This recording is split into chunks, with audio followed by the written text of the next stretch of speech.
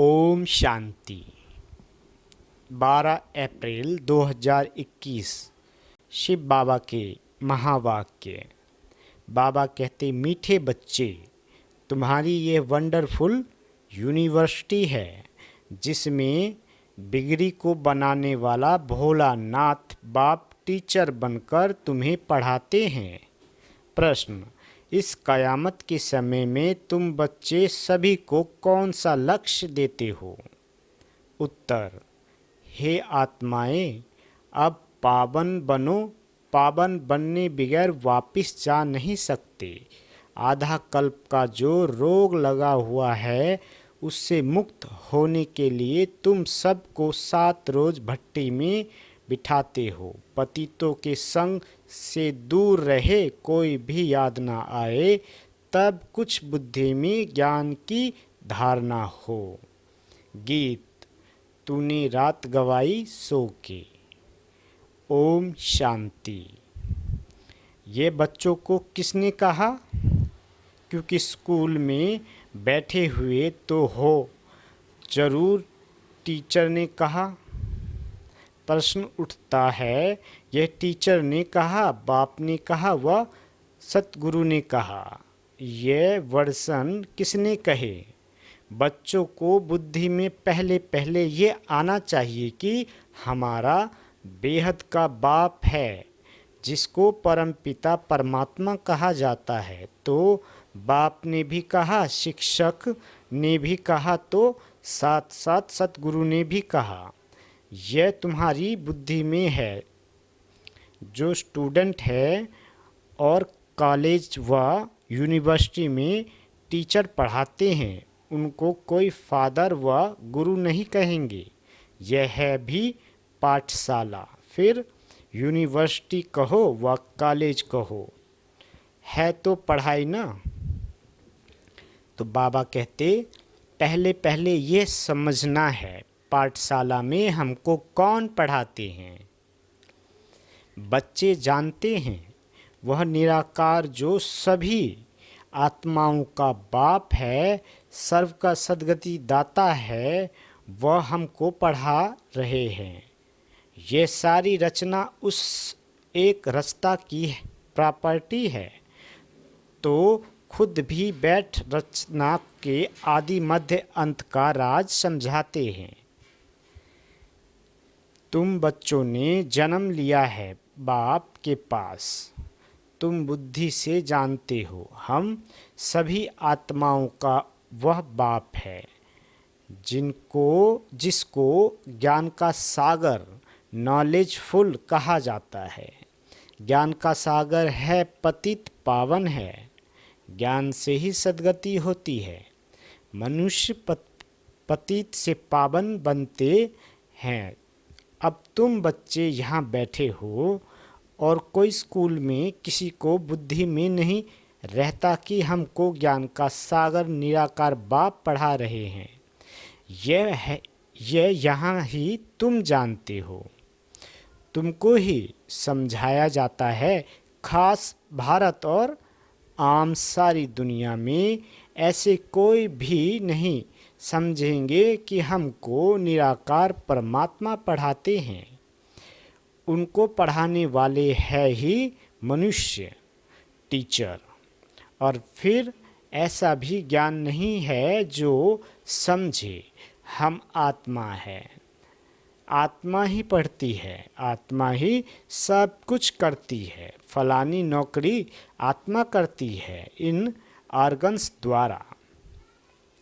उनको तो ये रहता है कि हम फलाना है, झट अपना नाम ऊपर याद आ जाता है।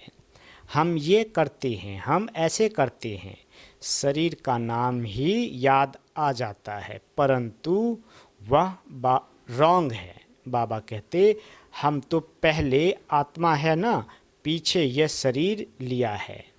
शरीर का नाम बदलता रहता है, आत्मा का नाम तो नहीं बदलता। आत्मा तो एक ही है। बाप ने कहा है, मुझ आत्मा का एक ही नाम शिव है। ये सारी दुनिया जानती है। बाकी इतने सब नाम शरीरों पर रखे जाते हैं, शिव बाबा को तो शिव ही कहते हैं। बस उनका कोई शरीर नहीं दिखाई पड़ता। मनुष्य के ऊपर नाम पड़ता है, मैं फलाना हूँ, हमको फलानी टीचर पढ़ा रहे हैं, नाम लेंगे ना। वास्तव में आत्मा शरीर के द्वारा टीचर का काम करती है, उनकी आत्मा को पढ़ाती है। संस्कार आत्मा में होते हैं, ऑर्गन्स द्वारा पढ़ाती है, पाठ बजाती है संस्कार अनुसार, परंतु देह पर नाम जो पड़े हैं उस पर सारे धंधे आदि चलते हैं। यहाँ तुम बच्चे जानते हो हमको निराकार बाप पढ़ाते हैं। तुम्हारी बुद्धि कहाँ चली गई?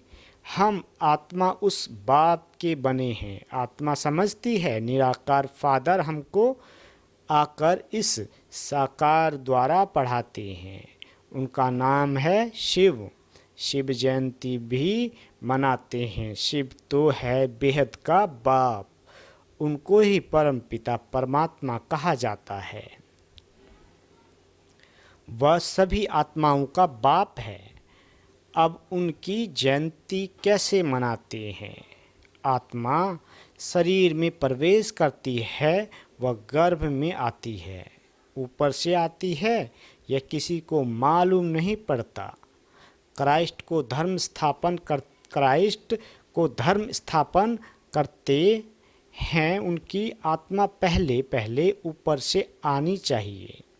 सतो प्रधान आत्मा आती है, कोई भी विक्रम किया हुआ नहीं है। पहले सतो प्रधान फिर सतो रजो तमो में आते हैं, तब विक्रम होते हैं। पहले आत्मा जो आएगी सतो प्रधान होने के कारण कोई दुख नहीं भोग सकती।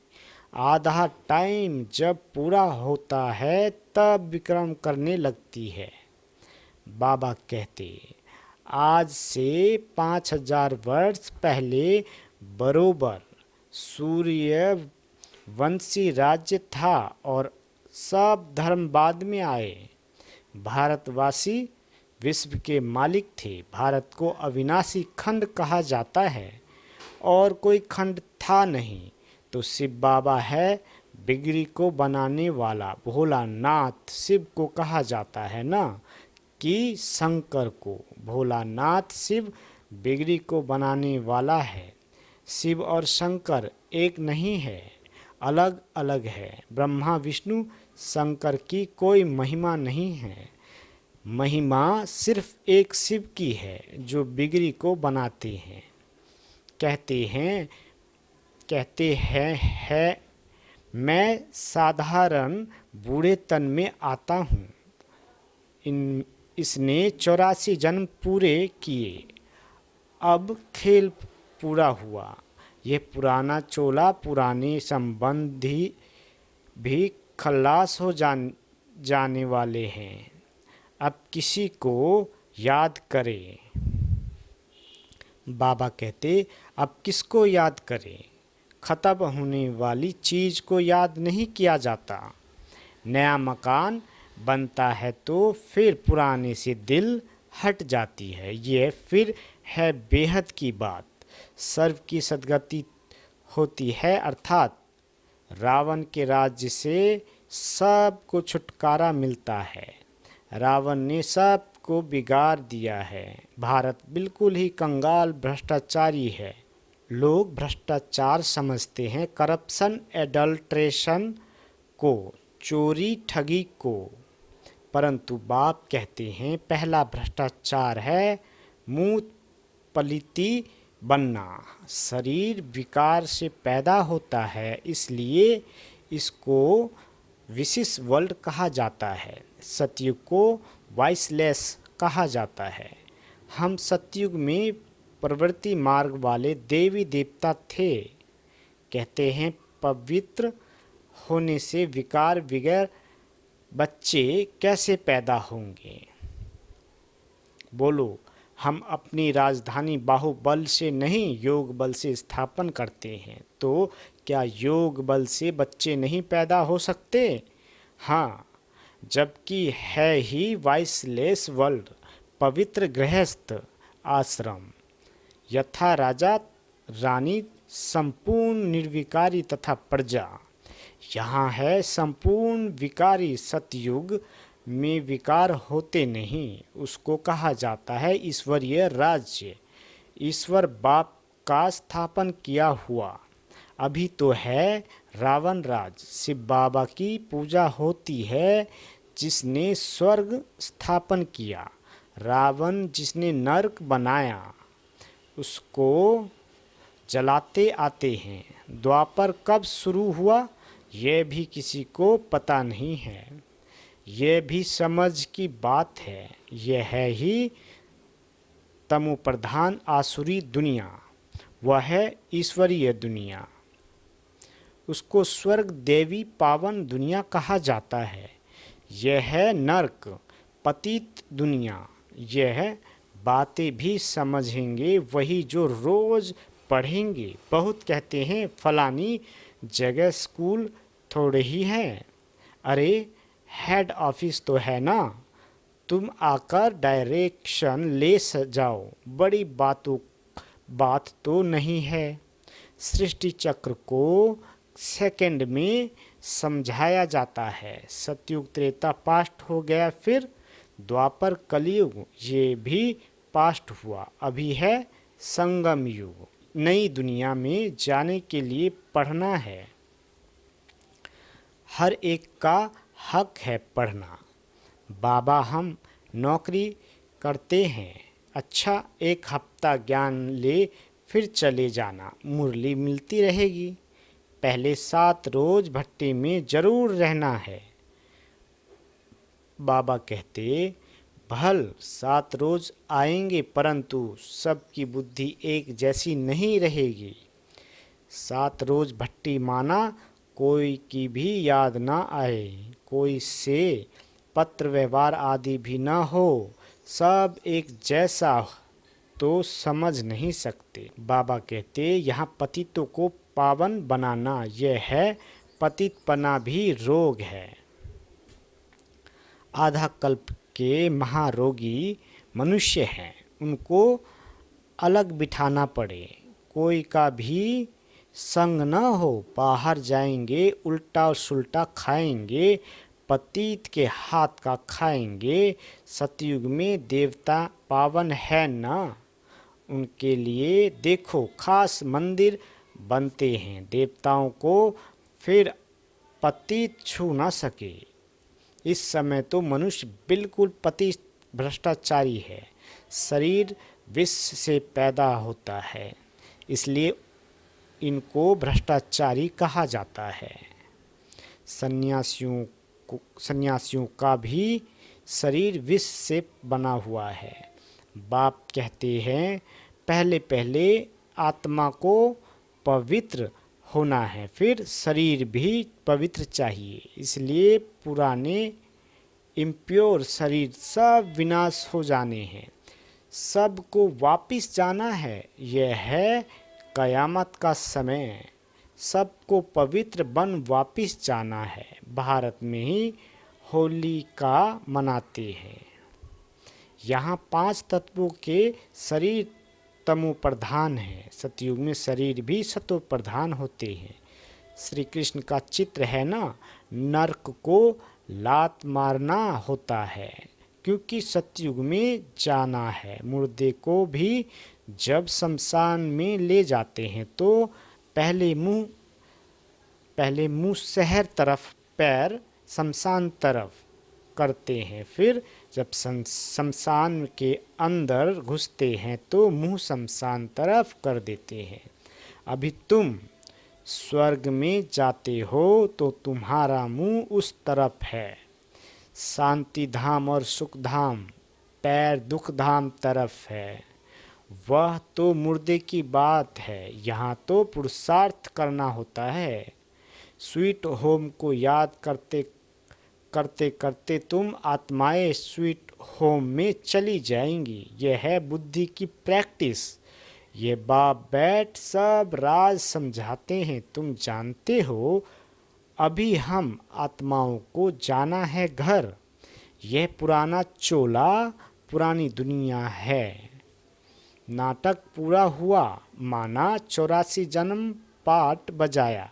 यह भी समझाया है कि सब 84 जन्म नहीं लेते हैं, जो आते ही बाद में हैं, और धर्म में जरूर उनके कम जन्म होंगे। इस्लामिक से बौद्धिक का कम, क्रिश्चियन के उनको उनसे कम। गुरु नानक के सिख लोग आए ही अभी हैं। गुरु नानक को 500 वर्ष हुआ तो वह थोड़े ही 84 जन्म लेंगे। हिसाब किया जाता है 5000 वर्ष में इतने जन्म, तो 500 वर्ष में कितने जन्म हुए होंगे? 12 से 13 जन्म। क्राइस्ट के 2000 वर्ष होंगे तो उनके कितने जन्म होंगे? आधा से भी कम हो जाएंगे। हिसाब है ना। इसमें कोई कितने एक्यूरेट नहीं कह सकते। इन बातों में डिबेट करने में जास्ती टाइम वेस्ट नहीं करना है। तुम्हारा काम है बाप को याद करना। फालतू बातों में बुद्धि नहीं जानी चाहिए। बाप से योग लगाना, चक्र को जानना है। बाकी पाप नष्ट होंगे याद से। इसमें ही मेहनत है।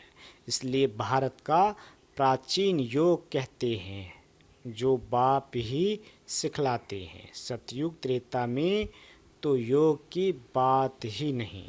फिर भक्ति मार्ग में हठ योग शुरू होता है। यह है सहज राजयोग।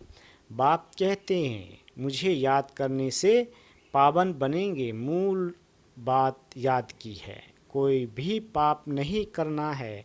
देवी देवताओं के मंदिर हैं क्योंकि पावन है। पुजारी लोग तो पतित है।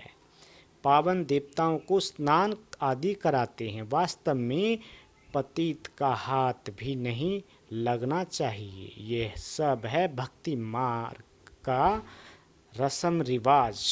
अभी तो हम पावन बन रहे हैं। पवित्र बन जाएंगे तो फिर देवता बन जाएंगे। वहाँ तो पूजा आदि की दरकार नहीं रहती। सर्व का सद्गति दाता है ही एक बाप। उनको ही भोलानाथ कहते हैं। मैं आता हूँ पतित दुनिया, पतित शरीर में, पुराने रावण राज्य में। हाँ, कोई के भी तन में प्रवेश कर मुरली चला सकते हैं। इसका मतलब ये नहीं कि सर्वव्यापी है। हर एक में तो अपनी अपनी आत्मा है। फारम में भी लिखाया जाता है तुम्हारी आत्मा का बाप कौन है, परंतु समझते नहीं हैं। आत्माओं का बाप तो एक ही होगा। हम सब ब्रदर्स है। फादर एक है, उनसे वर्षा मिलता है। जीवन मुक्ति का वही लिबरेटर गाइड है। सभी आत्माओं को ले जाएंगे स्वीट होम। इसलिए पुरानी दुनिया का विनाश होता है। होलिका होती है ना। बाबा कहते शरीर सब खत्म हो जाएंगे, बाकी आत्माएं सब वापस चली जाएगी। सतयुग में तो फिर बहुत थोड़े होंगे। समझना चाहिए कि स्वर्ग की स्थापना कौन कराते हैं, कलयुग का विनाश कौन कराते हैं। सो तो क्लियर लिखा हुआ है। कहते हैं मिठरा धूर त धुराए, प्यार करो तो प्यार मिलेगा। बाप कहते हैं जो मेरे अर्थ बहुत सर्विस करते हैं मनुष्य को देवता बनाने की, वह जास्ती प्यारे लगते हैं। जो पुरुषार्थ करेंगे वही उच्च वर्षा पाएंगे। वर्षा आत्माओं को पाना है। परमात्मा बाप से आत्मा अभिमानी बनना पड़े। कई बहुत भूले भी करते हैं। पुरानी आदतें पक्की हो गई है तो कितना भी समझाओ वह छूटती नहीं। उससे अपना ही पद कम कर देते हैं। अच्छा,